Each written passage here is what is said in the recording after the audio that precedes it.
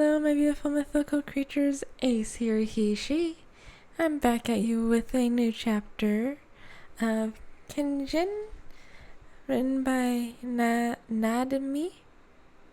You can find them on AO3. We're doing chapter 9, Enter Vampire. Summary.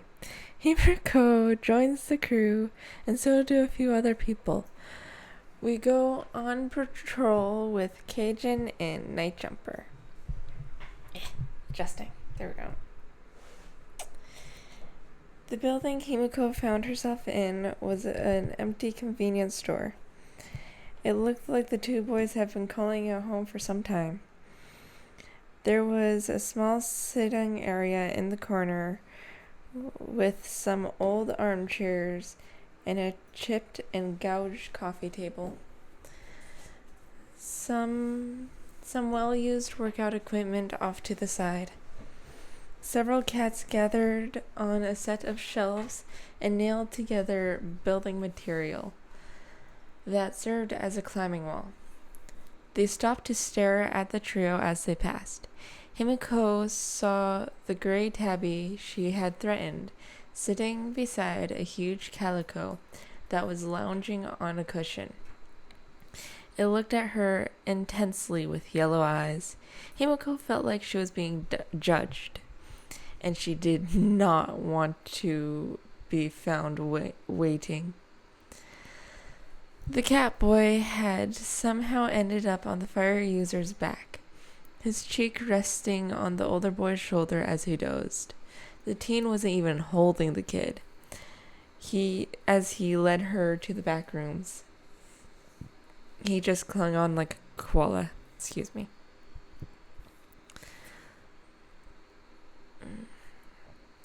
The back rooms consist of a main storage room and a small storage room and an office. I added a word, sorry. The back rooms consisted of a main storage room, a small storage room, and an office. There was a cobbled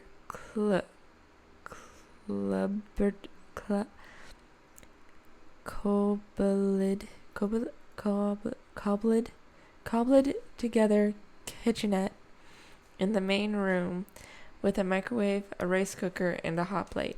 The shelves under the counter held some food, pots and pans, a kettle, and dishes. A round table with two mismatched chairs was in the middle.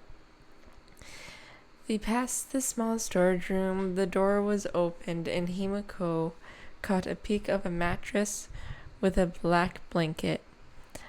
The wall above the bed was spray-painted with a mural of a futuristic city under a planet-filled sky.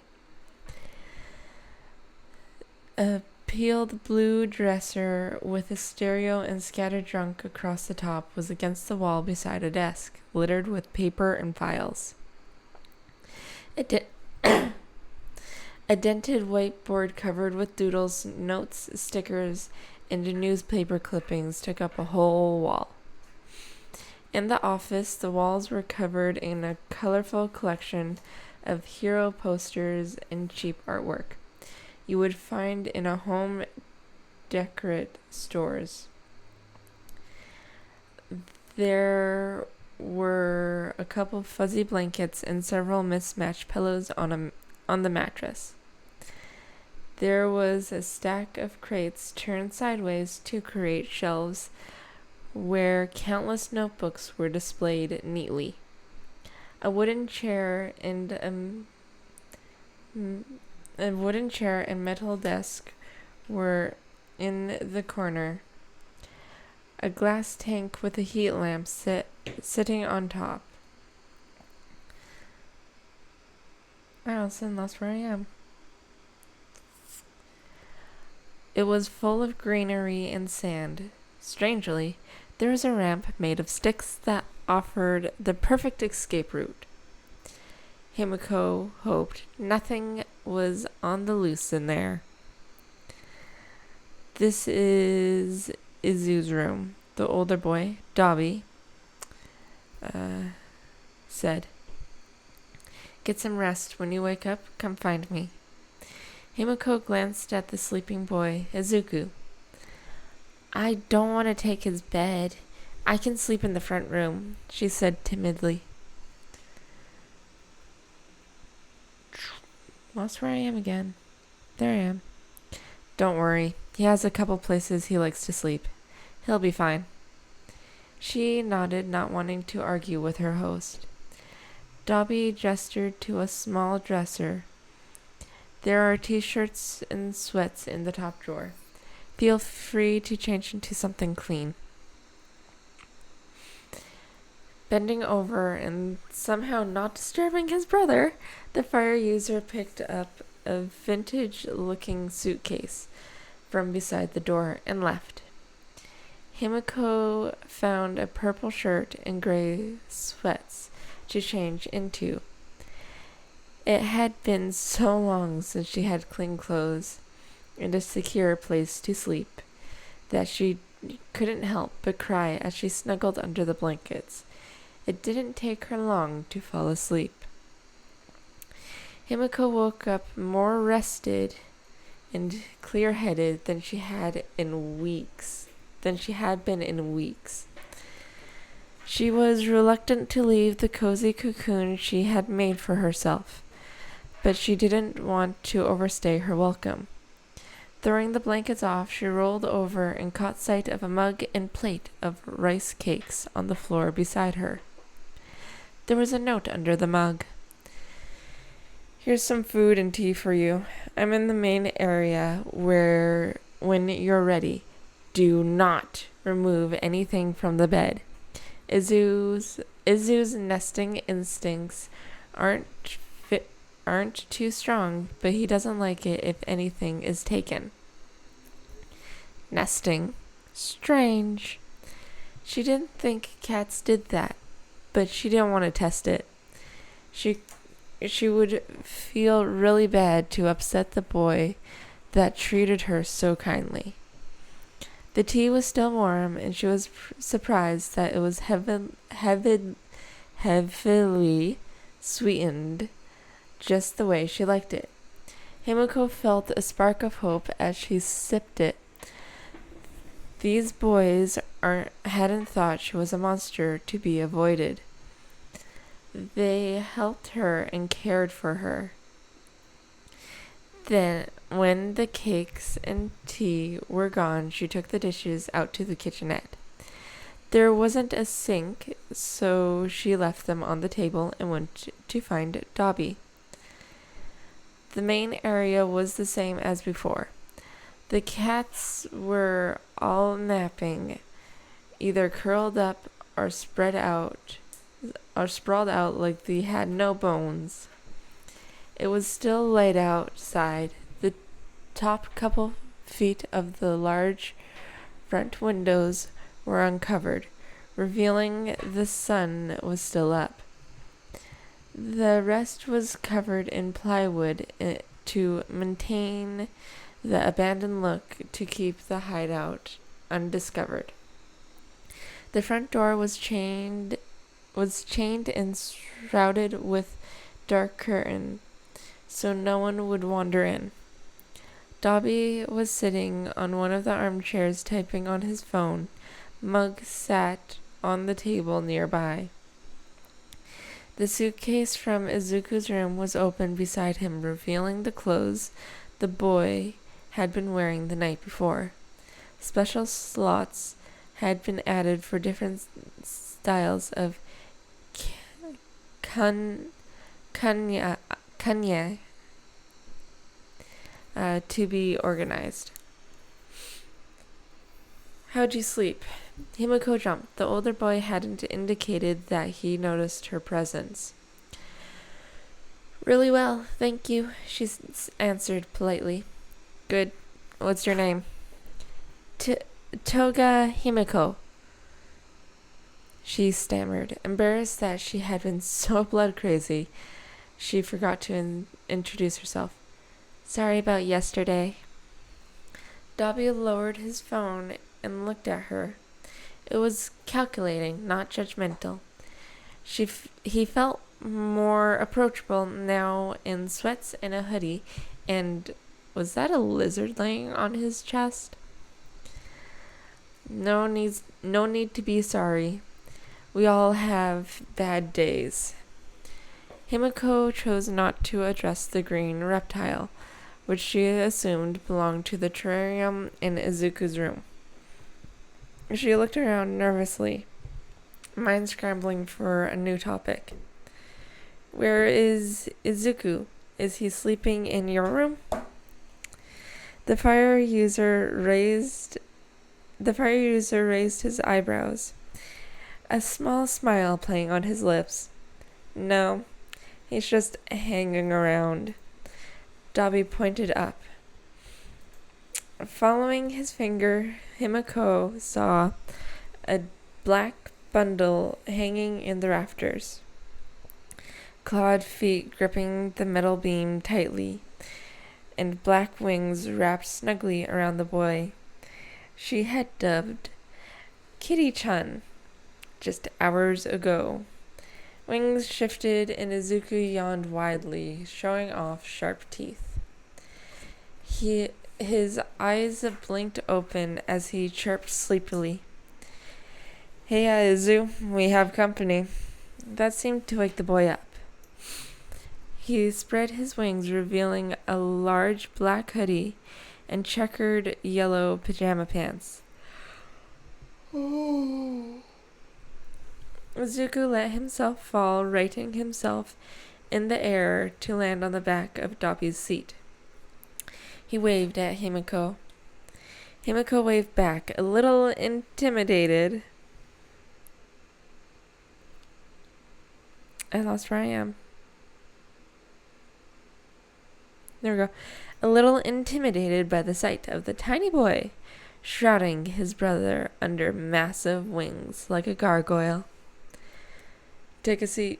I'm sure you have questions. We do too. The blonde...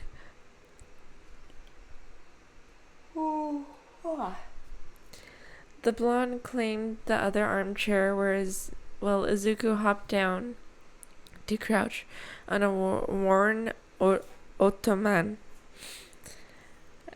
As soon as he settled, the wings vanished and his fluffy tail reappeared to wrap around his feet. Dobby plucked the lizard off his sweater and placed it on his brother's head. It buried itself in his curls. The boy didn't even flinch. He smiled fondly. There was awkward silence. The two boys watched her, but Himiko couldn't meet their eyes. What if they decided she was a blood-sucking monster after all, like her parents and classmates had?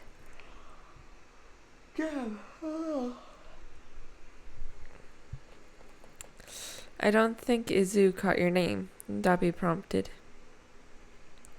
Himiko blinked before bowing clumsily while still seated. I apologize. I'm Toga Himiko. Thank you for helping me yesterday. No need to be so formal. We're not exactly cultured around here. Sudden movement from Izuku made her glance up. The boy was signing to Dobby. Izuku wants to know if you have a blood quirk. Himiko fidgeted with the hem of her borrowed t-shirt. Yes, if I drink someone's blood, I can transform into them. The more blood I drink, the longer I can keep their form. She waited for disgust to fill their faces, for the subtle shifting away from her, and the yelling and name-calling. Izuku sighed something again. Why did you wait so long to drink any blood? Himiko blinked, confused by the question. Jeez, my nose is stuffed. I had something spicy and now my nose is stuffed. I lost where I am, 'cause I'm babbling and I'm sorry. Himiko blinked, confused by the question. Because drinking blood is evil? My parents say good girls don't need blood, but sometimes I can't help it. I can smell it all the time and feel its warmth when I get close. When I get too close, I'm a monster. She curled up in the armchair, closing her eyes against the tears threatening to spill. A low growl made her open them again. Izuku was signing. Whatever he was saying made Dobby frown. You're not a monster. Craving blood is a normal part of having a blood quirk. Denying yourself would cause you to have a psychotic break until you get blood by whatever means necessary. Whoever starved you is the real monster here. Oh my goodness, I was so comfortable about my leg, and now I can't get comfortable again. Himiko's eyes widened. You mean I'm not evil for wanting blood? She stuttered. No, you're perfectly normal. As long as you have a little blood daily, you shouldn't experience bloodlust again. She burst into tears. Let's retry that. She burst into tears. I hurt one of my classmates. I was so thirsty, so I stabbed him with a pencil and nearly drank him dry. They called the police, and my parents kicked me out. She was shaking, her breath heaving with heavy sobs. Something soft touched her arm. Izuku had hopped over and was leaning his head on her, purring loudly. Himiko didn't fight the urge to run her fingers through his soft hair. The boy seemed to like it. You can stay here as long as you like, but you need to promise not to tell anyone about us or about the base. Himiko sniffled, wiping her eyes as she nodded. Good. There's a few things you need to know if you're going to live here.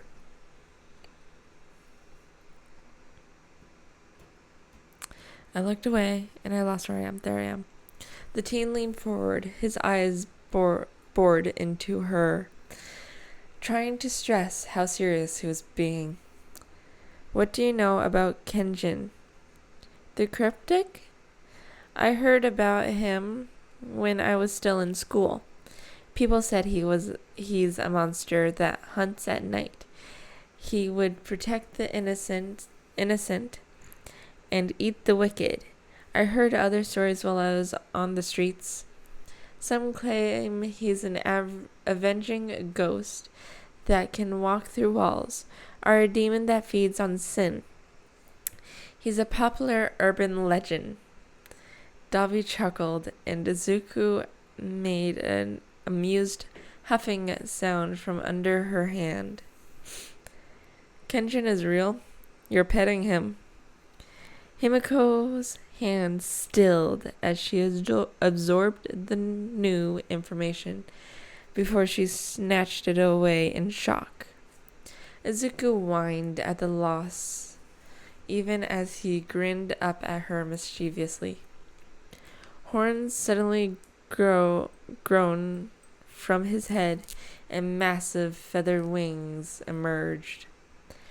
He looked like the image of fallen angels she had seen at the church her mom forced her to attend.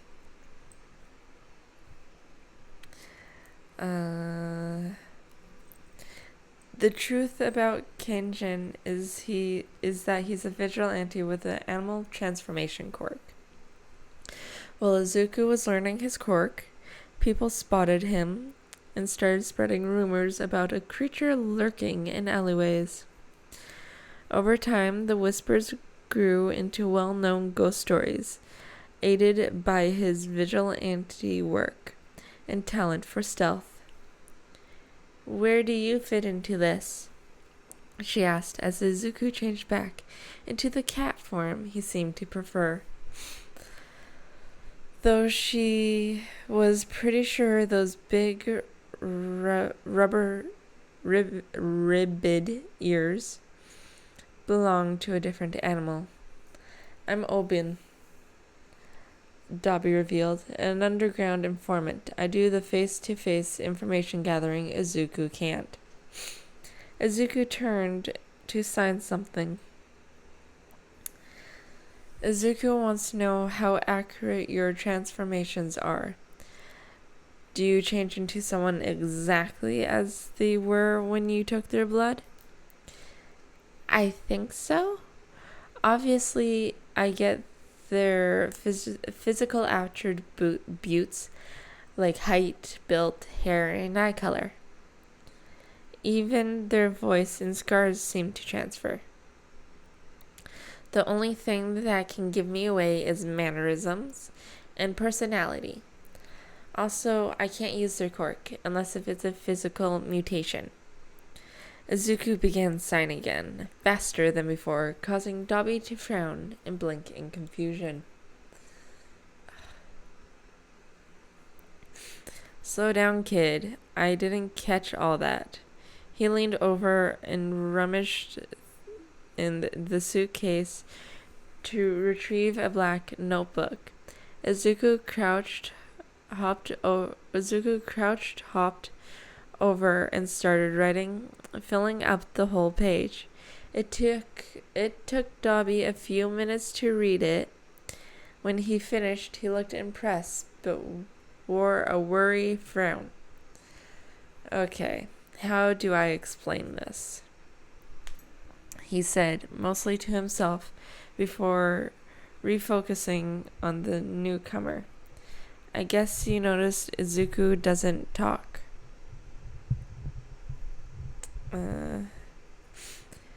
He spent so long not speaking that by the time he met me, he couldn't say a word.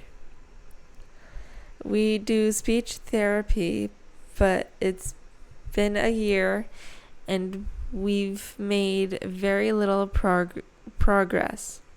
Izuku has a theory that his vocal cords have mutated because of his quirk. The boy paused, checking that Himiko was keeping up. She nodded for him to continue. Can you use your quirk to check? If you change into Izu and you're unable to speak, then it's likely a mutation, and we can find a new way for him to communicate.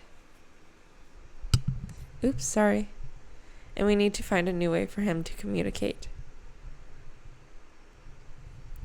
Himiko was quiet for a moment, not because she didn't want to help, not because she didn't want to do it, but because it felt good to use her quirk. Because it felt good that her quirk could be useful. She owed them for treating her like a human. Like a human being, so she would do anything to answer their questions. Try and clean my glasses, but it's not working. I'll need more blood. The effects from earlier wore off. Izuku nodded and produced a small knife from behind him. Had he been wearing that the whole time? He nicked his thumb and held it out for Himiko. She hesitated, still thrown off by the casual way the boy gave her his blood. Before scraping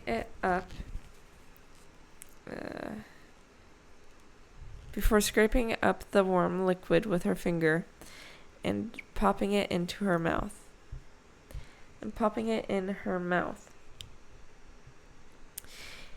Himiko's quirk felt like sinking into warm, smooth mud. Why do I say mud like that?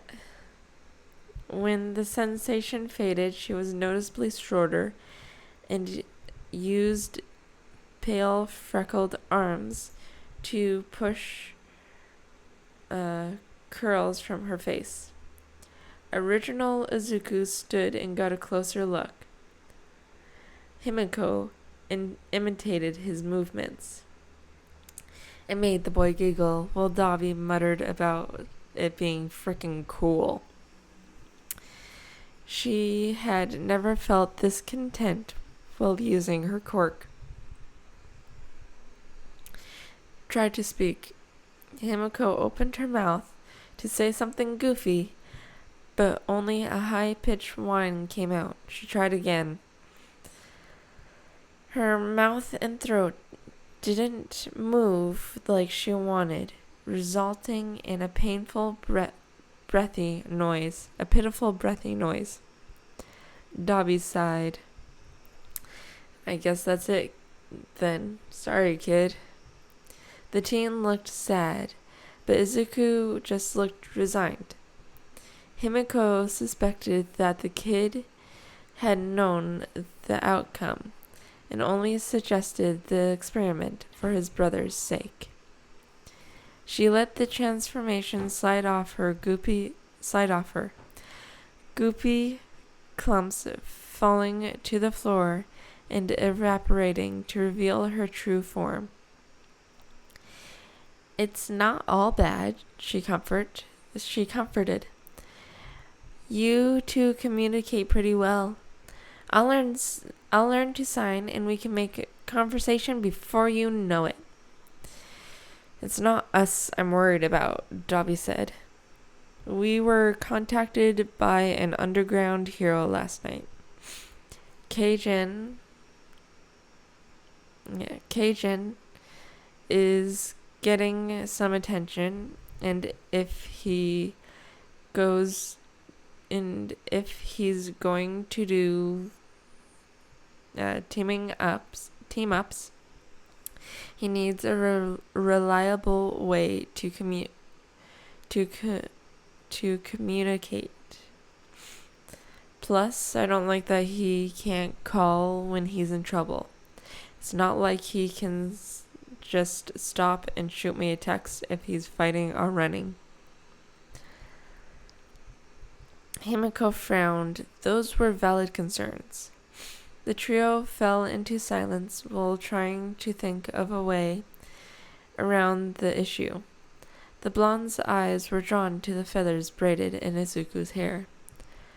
Are those feathers for your quirk? Izuku nodded. He has to be touching a DNA source in order to borrow animal traits. Dabi explained. Himiko hummed, a crazy idea forming. Some animals can speak, parrots and crows and such. If Izuku had a feather of one of them, could he gain the ability to speak? Even if it's just basic phrases? The boys stared at her before Izuku twittered excitedly and benkined around the room. Himiko blinked in surprise at the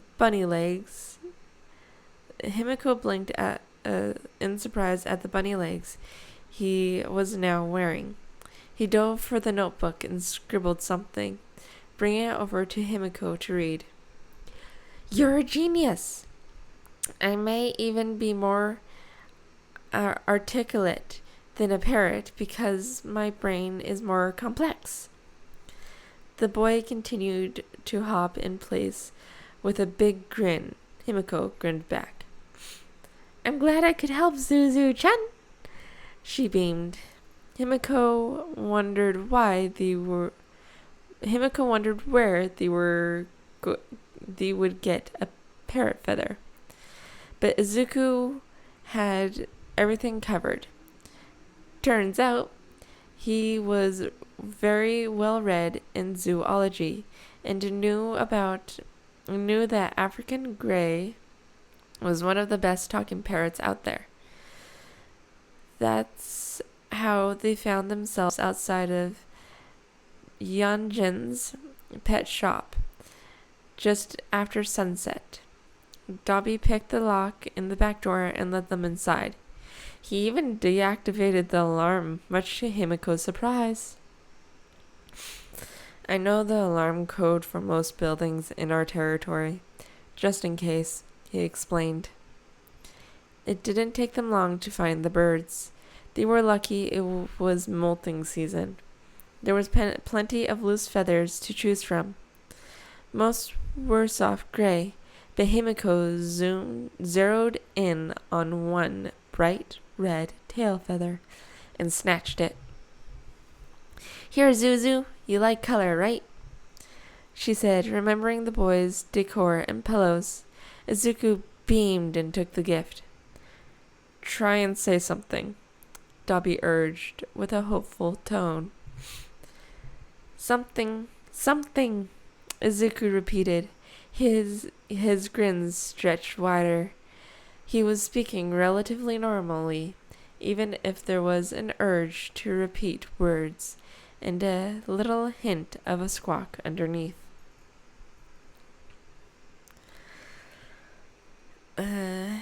Parrots rely on imitation, Dobby said. If you sit in mine and Himiko's sign language lessons, you should pick up a lot.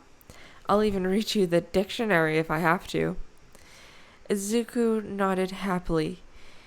He put the red feather behind his ear for safekeeping, before flittering his hands excitedly and pulled Himiko away.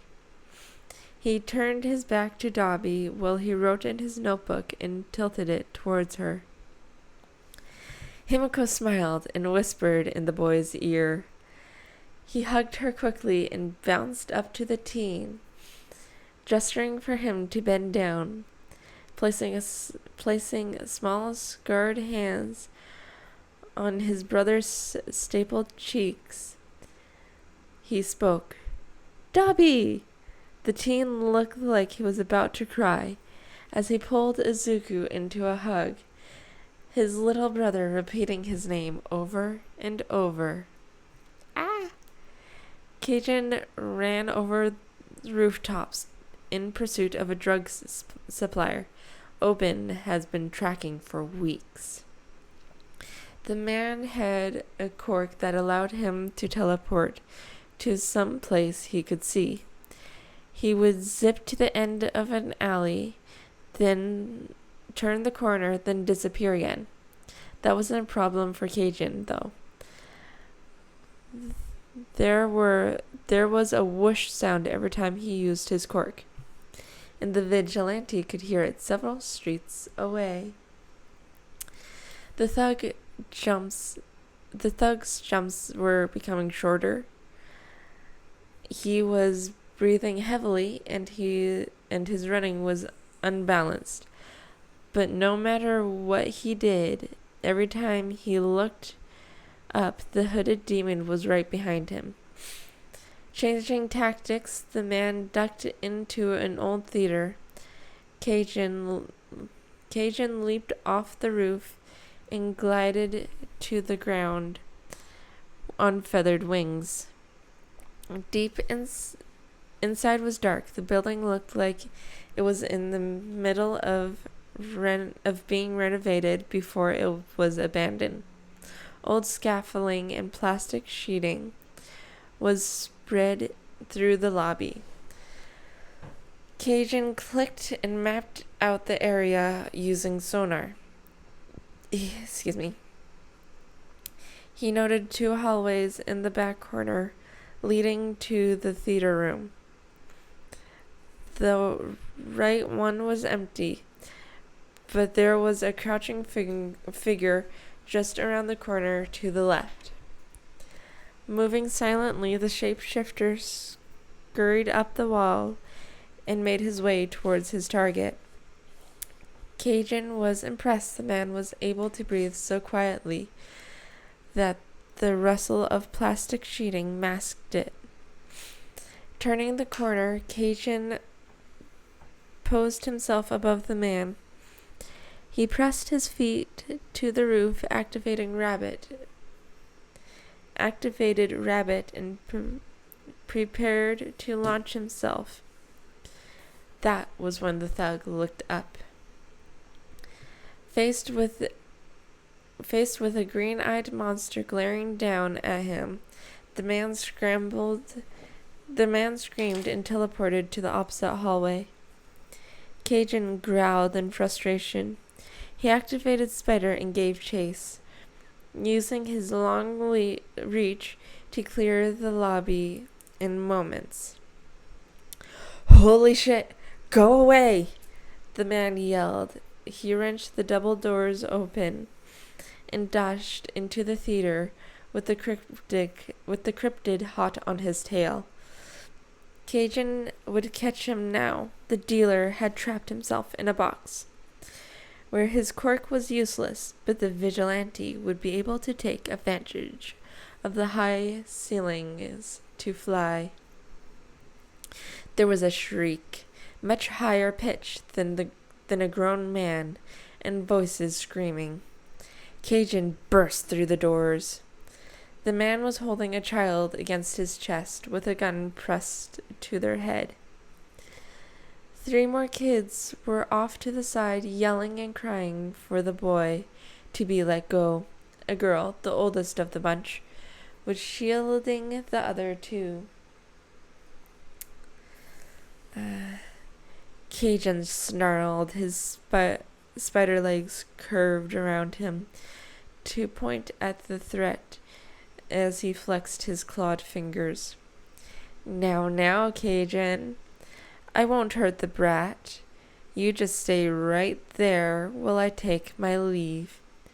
He stepped back towards the screen and the glowing emergency exit sign. "Let them go," Kaijin growled. "Oh my, the beast can talk. I must say that I'm honored you're interested in little old me. They say you go after those that are truly evil." He moved the gun to press it into the child's cheek, making them whimper. "I'm just a lowly trigger dealer." Kaijin desperately wanted to skewer the man. His arm itched at the mention of the quirk-enhancing drug. "I'll catch you. Maybe another time." There was movement in the shadows by the emergency exit. A flash of silver and red. Kaijin grinned under his mask. "I think you forgot," the vigilante taunted. "I'm not the only monster that hunts in this area."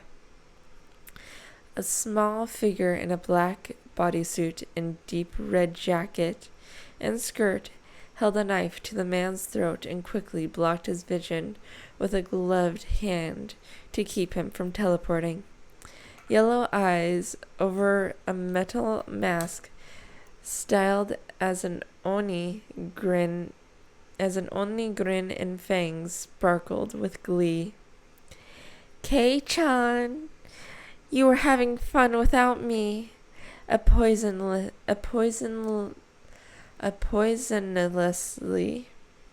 sweet voice whined. "Sorry, Hanya. This one got away from me. I'll forgive you if you let me have his blood. You can have some sin when I'm done. I'm sure he has enough pride and greed to satisfy you." Kaijin suppressed a laugh at her antics. The thug was trembling. His hostage forgotten in his shock and fear. "Drop them, or I'll have to make this a messy meal," the vampire vigilante ordered, pressing the knife down harder. The man didn't hesitate to release the kid, who ran back to his friends.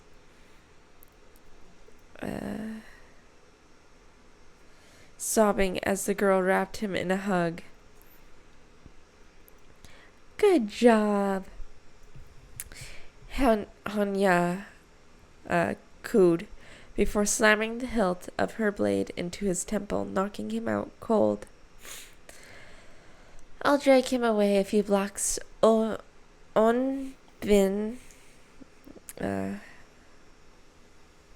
Where did I go? Obin already sent his rap sheet to the police, so they'll be ready for him.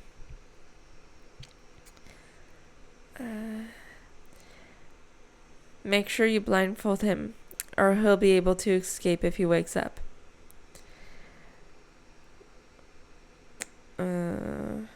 Hanya saluted. She cuffed the man.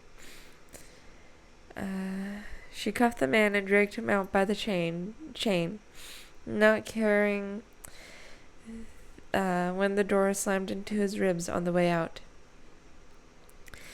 Thank you.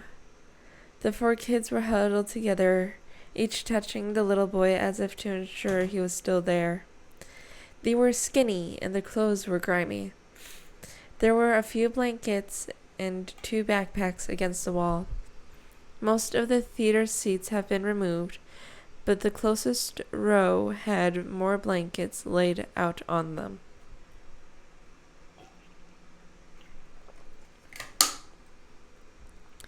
Are you okay? He asked as he removed his mask and lowered his hood.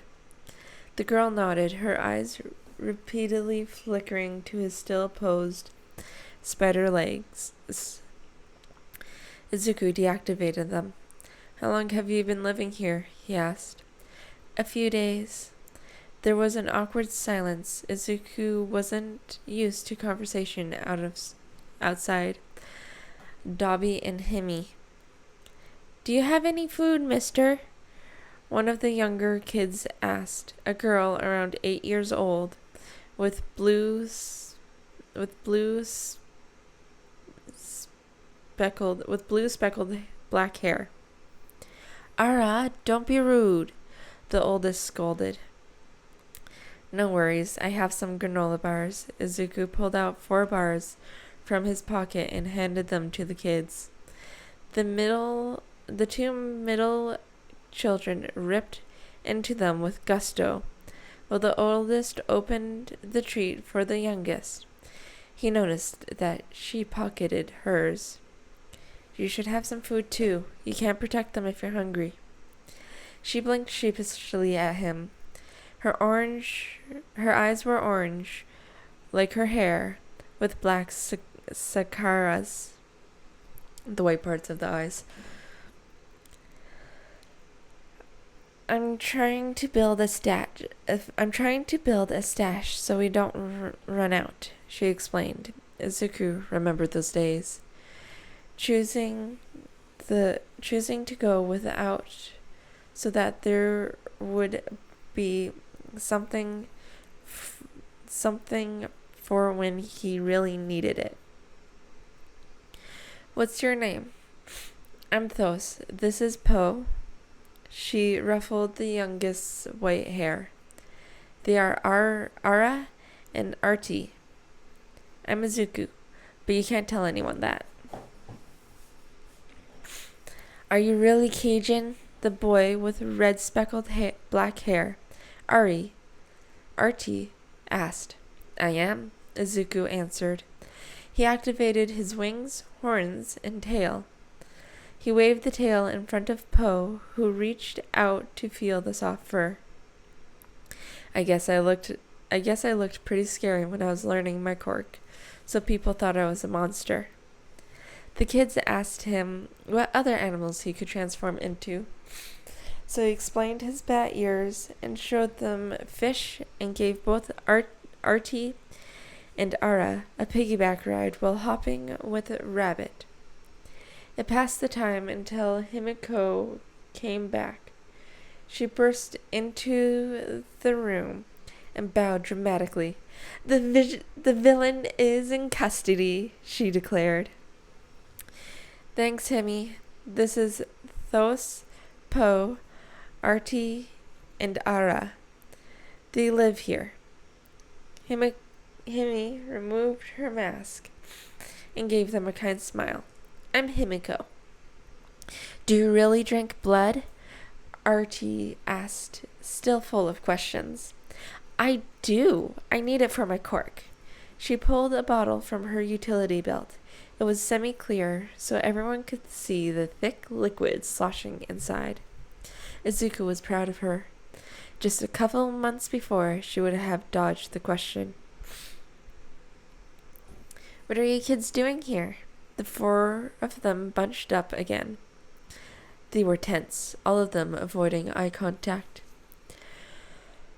Our foster parents took the money they got for raising us and left the country. We were in the home for weeks until the food ran out. No one checked on us, and we didn't want to get separated, so we ran away.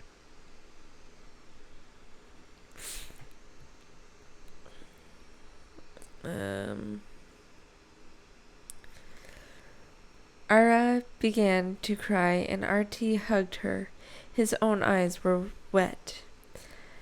Hey, it's okay, Izuku soothed. We'll help you.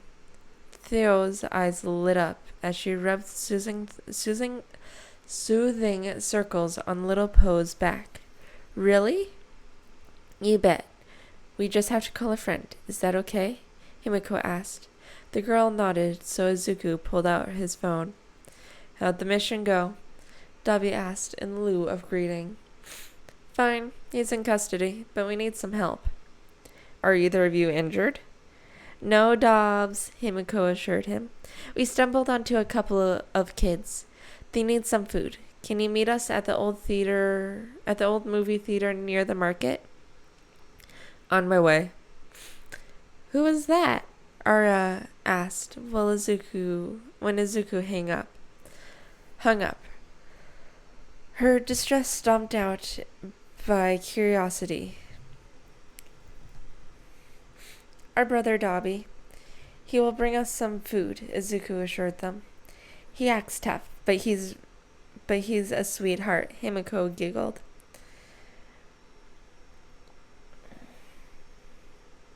Don't let him hear you say that, Izuku teased.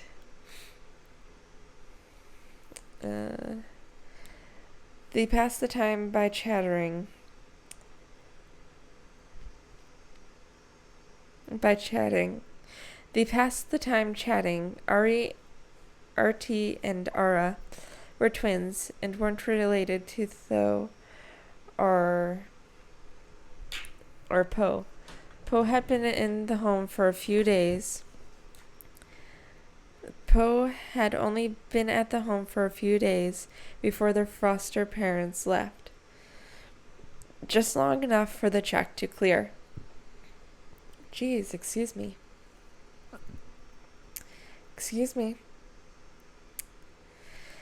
Those has been in foster care her whole life. Her parents had abandoned her when she was born, with black scaras. Turns out her mother had cheated.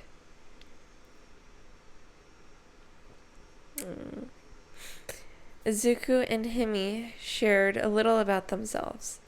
Himi left out that she had almost killed a classmate, and Izuku glossed over his imprisonment. Soon Dabi arrived with enough Chinese food to feed an army. Ara and Artie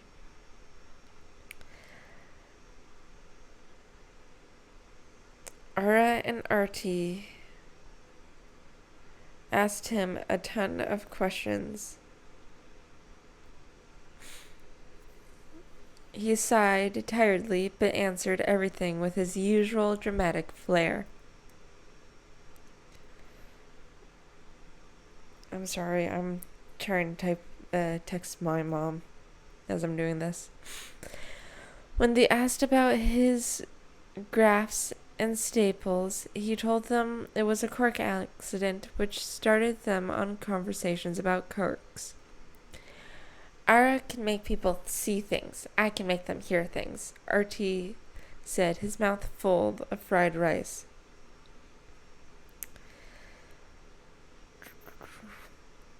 I can make light from my hands, Thos explained. She held up a small orb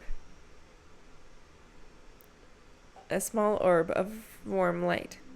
The more I'm out in the sun, the longer and brighter I can make the light. Izuku was itching for his notebooks. Tandem quirks were more common in twins, but still rare.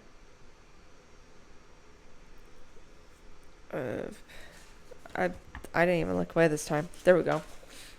And he was betting Thos can do more than she knew.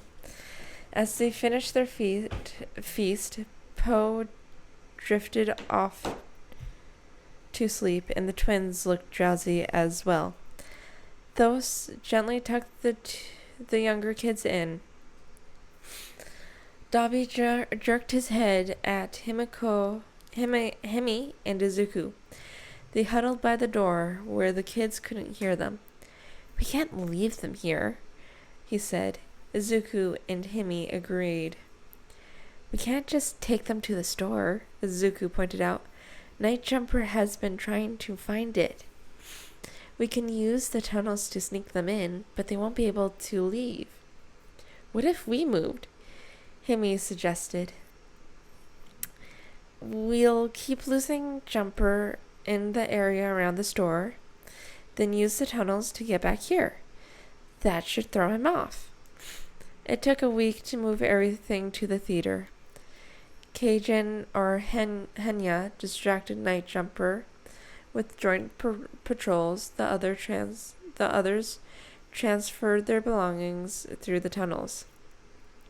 They found an extra mattress for the twins who preferred to sleep together. Thos and Poe kept their makeshift beds on the remaining cushioned seating. It was surprisingly comfortable. Due to their nightly activities, Izuku and Himi bunked in the break room, while Dobby converted a storage room for himself to keep all the data he collected as Oben secured. They rebuilt the kitchenette out in the hall and scrounged up a bigger table and extra chairs. The 4 kids were happy to have the 3 crime fighters living with them and helped in any way they could.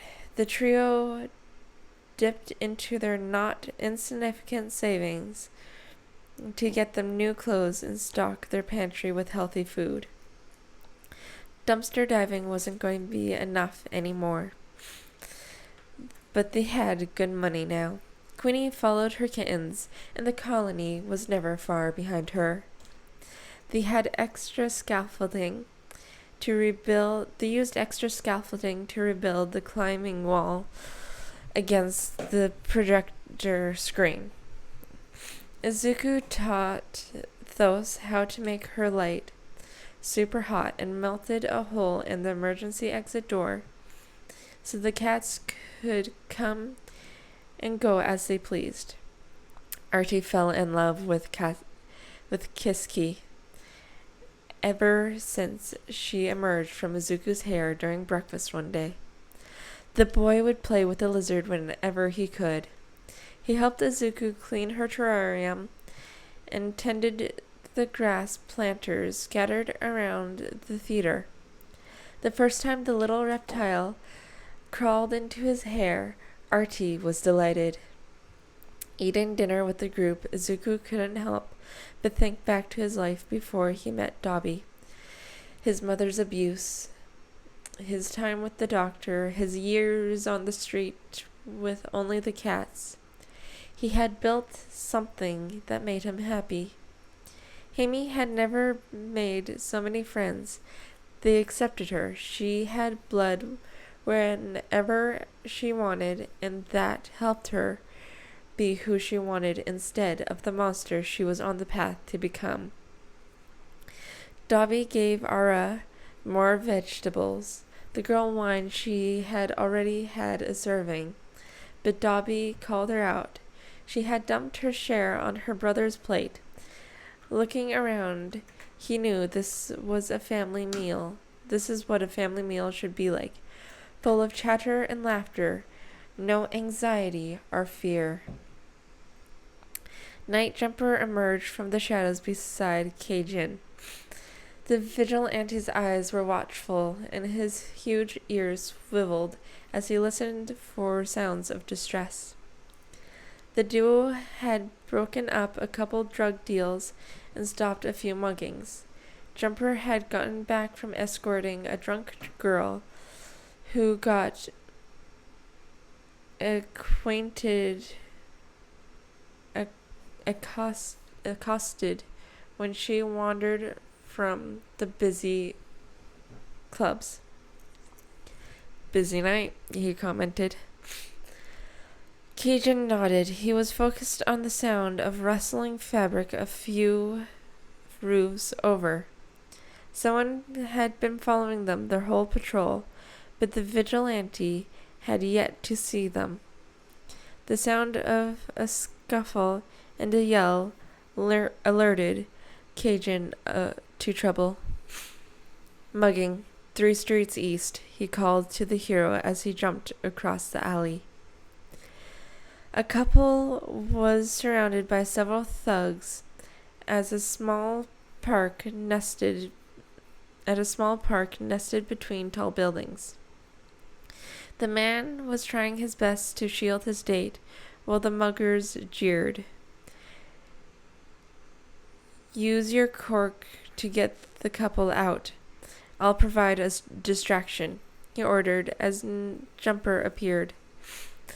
He leaped around the park to the other side and made himself as scary as possible. Horns, claws, bat wings, spider legs. He even threw in fish. The scales and fins added to the eerie form. He jumped from the rooftop and landed with a crash, purposely knocking over trash cans. He let out a piercing yowl as he skittered forward. All eyes were on him as he burst through the trees. Blind terror filled their faces at the sight of an ethereal horror chasing towards them. Izuku lashed out, knocking 2 thugs into trees, where they lay unmoving. The remaining 4 seemed stuck between running for their lives and trusting their liquid courage in a fight. Jumper materialized near the couple and rushed them into safety of the nearby streets.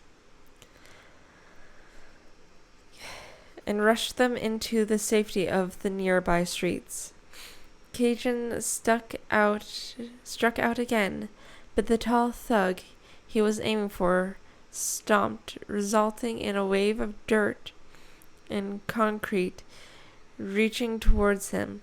He pulled the leg back to keep his balance. Kaijin recognized that quirk. "Hey, Kaijin, been a while." The man's words were slightly slurred as he taunted the cryptid. Kaijin hissed. This was the man who had been beating Dobby the day they met. The piece of shit that had tried to take everything his adopted brother owned, and, when he refused, ripped out his staples, giving him a concussion and kicked him while he was down. Kaijin used his wings and rabbit feet to rocket towards the man, hitting him solidly in the chest, sending him flying backwards. Sensing someone charging at his back, the vigilante jumped. He flipped over the attacker and kicked them in the back. He collided with the tall man, knocking him over again, just as he found his feet. When the 4 were down and 2 had run away, Kaijin trusted Night Jumper to take care of them. The vigilante looked around for the last mugger when he felt his muscles lock up. A sensation like repeated static shocks rated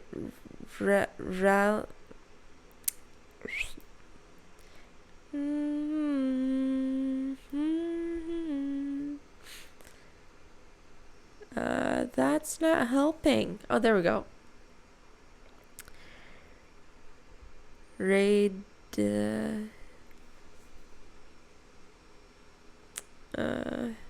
Use the name of animals for marketing.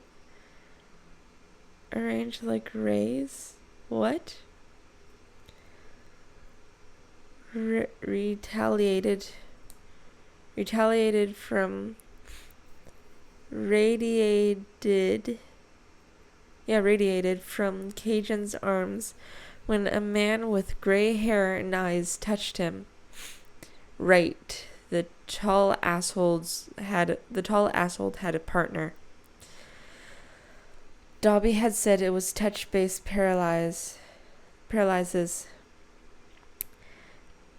Don't let him get away, the tall man said, scrambling to his feet unsteadily.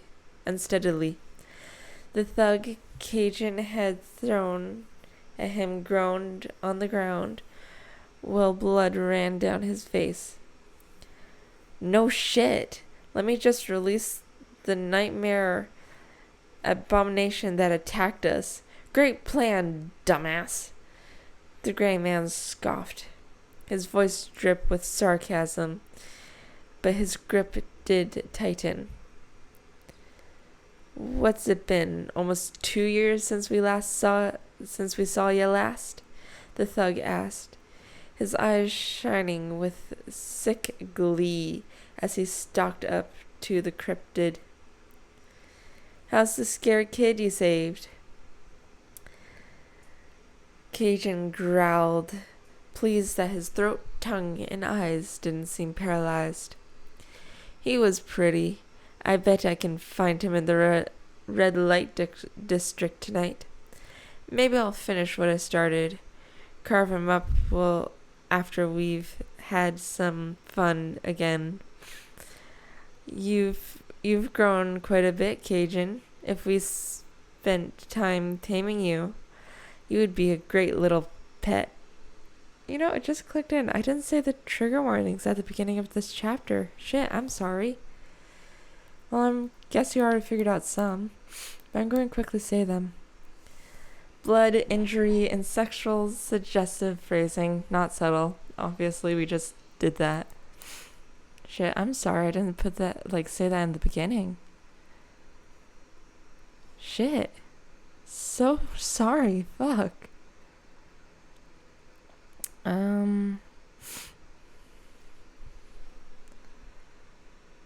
Where am I? Here we are. The man reached for him. The snarl that ripped out of the vigilante was so vicious, and the look in his eyes so enraged, that the thug actually recoiled, which made him angrier at his own cowardice. Fuck you, he punched the vigilante in the gut, forcing out a choked gasp. You're nothing, a worthless street kid playing at being a hero. A punch to his left cheek made Kaijin's head snap towards the gray man, who was grinning wickedly. Kaijin felt a familiar numbness spread through his body. The thug's words echoed with his mother's voice as his lungs seemed to tighten. You're not even human, just an animal that needs to be put down. A punch to the other cheek wrenched his head the other way. He tasted blood and his vision went fuzzy. His brain was trying to pull him away, to protect him from the beating and cruel words. But his instincts remained sharp. Excuse me, jeez. He could make out movement in the trees. Someone was swinging through the branches towards them. I'm going to kill you and cut you up. Kaijin saw the glint of a blade in the corner of his eye. I know a few people who will pay a pretty price for your eyes or one of your horns. Too bad your wings aren't out. I would have made a fortune. A man dressed in black landed on the branches of the nearby tree. A ribbon of gray fabric whipped out, moving as if it was a living thing, and wrapped around the tall man's arm. He was wrenched off his feet, the knife flying to the ground, and his arm made a loud snap sound as it broke. The gray man gave a startled cry and turned to locate the new threat. In his panic, he barely lifted his pointer finger. Kaijin nearly collapsed when his body was freed, but a lifetime of survival instincts and years of fighting kept him standing. He activated Rooster and slammed the sharp spear into his captor's shin. The gray man screamed in pain and fell to his knees. 4 sharp appendages knocked him to his back and pinned him through his jacket and jeans. 2 were hovering over his face, dangerously close to his eyes. Kaijin snarled, his teeth bared and eyes dilated. His fight with the instincts screaming at him to eliminate the threat. The feral need to remove a predator from his territory. Kaijin, a gruff voice he didn't recognize called. It's over, kid. Night Jumper is coming with cuffs. As if summoned, the Shadow Walker materialized, took in the scene. One thug wrapped in a gray capture weapon, and the other being pinned down by a seething cryptid. He approached the vigilante with his cuffs, only to stop at a territorial growl. Hey, buddy, you can stand down. You got 'em.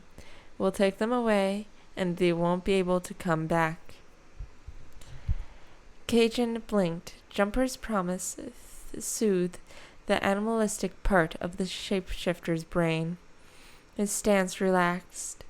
The spider legs retreated into his back, but the thug didn't dare to move as Jumper cuffed him. You know these guys? The gruff voice asked again. Kaijin turned and finally got a good look at the man that had been following them all night. He had long black hair held back by a pair of yellow goggles.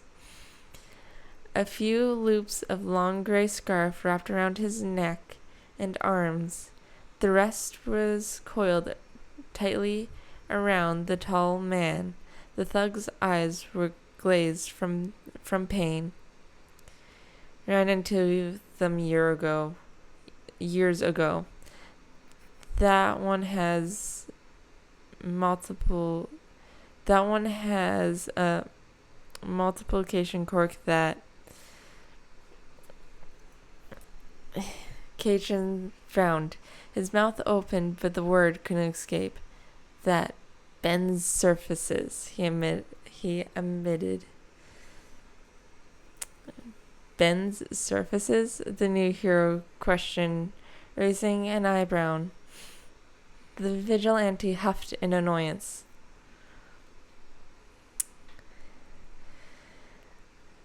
It wouldn't take... oops. Write it down, kid. Jumper handed him a notebook and pen. It didn't take Night Jumper long to figure out about the activation requirement for Kaijin's quirk. The feathers were hard to miss and catch sight of necklaces and bracelets a few times, made all the pieces come together. Kaijin's sudden ability to talk had been explained away as practice at first, but after Jumper confessed that he had deduced the reason of his odd jewelry, the vigilante told him the truth about the bright red feather. Kaijin wrote the word he needed, though thought for a moment, then wrote another. Distort, Jumper read aloud. That one has a quirk that can distort surfaces, and that one can paralyze. Night Jumper supplied, reading the other word Kaijin had written. Can paralyze anyone with 5 fingers. Kaijin's ears twitched. He could hear sirens racing towards them. Police are coming. I'll meet you in the regular spot, Jumper. Bring a racer with you. Kaijin summoned his wings and took off, leaving 2 confused and stunned underground heroes behind. That is the end of Chapter 9. Chapter 10 will be up next. Chapter 10 is called Scare Blues and Deja Vu. Summary: Eraser officially meets Kaijin and crew, and Katsuki makes a friend. Katsuki is coming back in the next chapter! Katsuki!